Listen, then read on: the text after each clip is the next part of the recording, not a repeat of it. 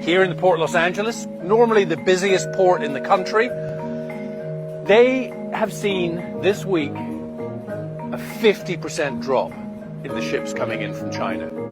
President Donald Trump's tariffs are having a dramatic impact on the Port of Los Angeles as the flow of goods is beginning to slow.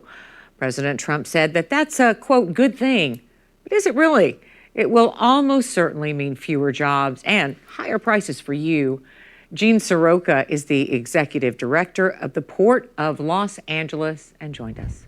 Gene, it is so good to have you here in person. Thank you for being here. Great to see you, Lisa. Remind everybody of the importance of the Port of Los Angeles and Long Beach in terms of the nation's economy as well as our own. These twin ports of the San Pedro Bay account for 40% of the United States cargo that's imported and about a third that goes out. Through Los Angeles Port, we go to not only all 50 states, but all 435 congressional districts. It's truly an economic engine of the country, and we can see things happening before they do on the ground because we get that cargo look so early in the program. Tell us about the jobs it creates. And I'm not talking about just the people who work at the port. There's the truckers, there's the pizza maker. There are about 1 million people in the 5-county Southern California region that count on us every day to do our jobs. That 1 in 9 figure is so important, from truckers to dock workers, warehouse people, but it's also manufacturers, forwarders, brokers, folks in the logistics and transportation chains. And also 1 in 15 working Angelenos today has a job related to this port. What is happening right now? We have watched since Donald Trump took office the rules about tariffs change and change and change and change again.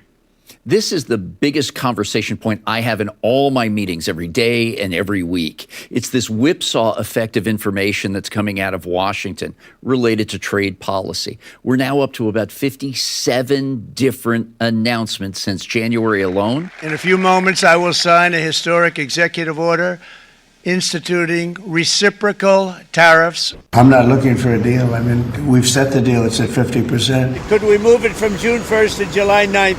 And I agreed to do that. So even for the most seasoned professional in this business, it's a lot to keep up with.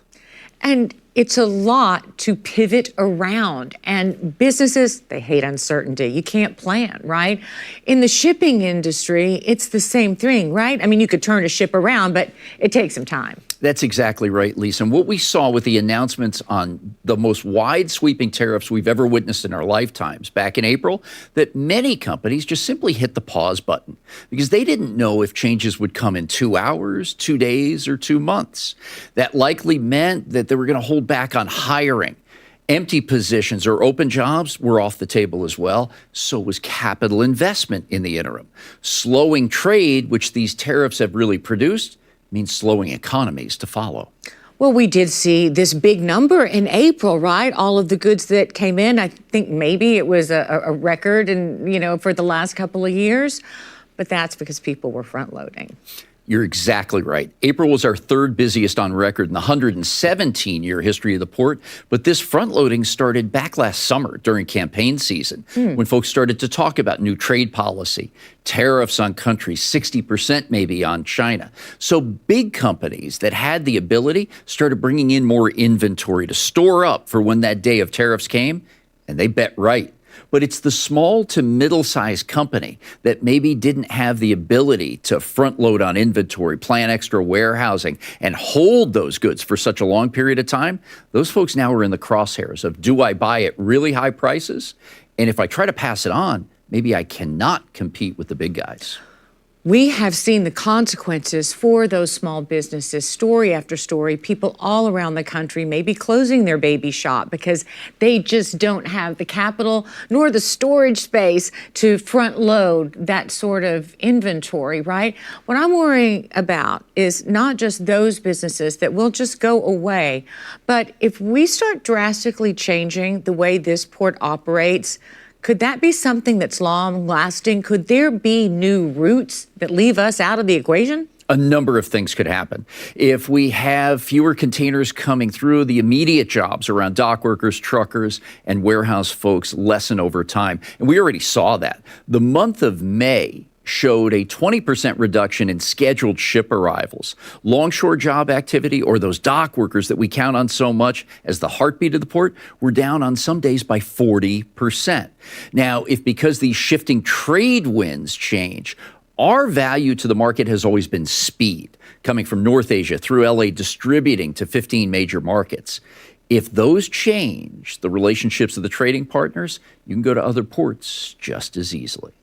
I want to know what you and your colleagues, other people in the industry are doing. I'm guessing you're lobbying. What are you doing? We're knocking on every door in Washington that we can. I sit on an advisory committee for the U.S. Trade Representative and have been really pleased with their ability to solicit feedback and work through these issues. But it's super complicated. When you're working on all these trade deals all at once with specific deadlines, time is really compressed. Our international trading partners are also concerned because they don't know how to plan either. So there's a lot of work to do in a short period of time. But rules-based trade is important for American jobs, companies, and our economy. Yet 70% of that economy is you and me buying at the retail level. Can't just pull one lever here. There's got to be consideration across a variety of segments. Gene Soroka is the executive director of the Port of Los Angeles. Thank you so much for your perspective. Please come back. Thank you, Lisa.